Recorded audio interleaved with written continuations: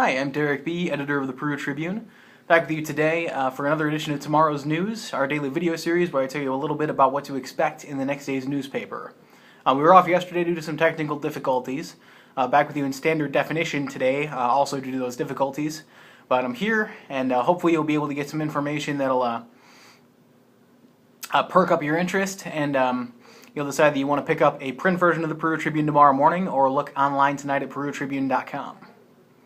In tomorrow's paper, for Friday, January 10th, our lead story from Chad Abshire is going to be about drug arrests.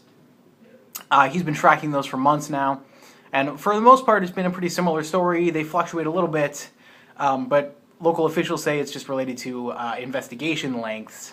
There was actually a precipitous decline in December. Hope you'll pick up the paper, take a look at why they think that decline was there, exactly how low it got, and what they're expecting for the future of Miami County as far as drug arrests. Our display story is from Eric Stoff, is also police related. This is a great story actually. He wrote a story after he talked to Jeremy Brindle and his new canine partner Cartouche over at the Peru Police Department. They have 2 dogs over there now, and it's really interesting hearing about how those dogs are trained at Von Lick Kennels over in Denver, and the preparation it takes to get them onto the roads, which is pretty significant. And the skills that they have, it's a little bit frightening thinking about what those dogs are capable of that even human beings might not be. Also in Cops and Courts news, which is a lot of tomorrow's paper, Chad was in circuit court for a lot of today, both in the morning and in the afternoon. He had a story for us for A1 as well as the gavel inside. That story talked about a plea agreement for a meth offender, a suspected meth offender, that was not accepted by Circuit Court Judge Tim Spar, who thought it was too lenient. I hope you'll take a look at that and also some of the other pleas and court proceedings, including Carl Wickstrom Jr., who stands accused of child molestation on several counts. He is still marching on toward a trial, and hopefully justice will be served there.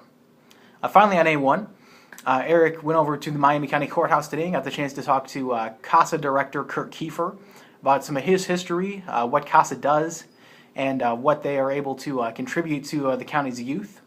It's really a great program. I hope more folks will get involved with it. Please take a look at our story, take a look at Kiefer's words about the difference they're able to make, and consider giving a little bit of your time to help local children. Finally, on our sports page, we had a story from Nick Roby, 2 stories that is, previewing events coming up. One is the Peru Oak Hill boys basketball game, which they're going to play on Saturday now due to the weather. That was set to be on Friday, but was moved back after they canceled school Friday. Nick also wrote a story for us about Manchester North Miami, their boys basketball game that is still set for Friday night. We actually had all 3 Miami County schools closed Friday, which finishes the week. Nobody had school all week, even though Peru and McConaughey were set to come back we're set to come back Monday, and North Miami was set to come back Tuesday. So hopefully we'll find out soon how they're able to reschedule that and what's coming as far as changes to their semester schedules. You can find all those stories in tomorrow's print Peru Tribune. You can also find them tonight on perutribune.com. You can also find links to those stories on our Facebook page and on our Twitter page, which are both Peru Tribune.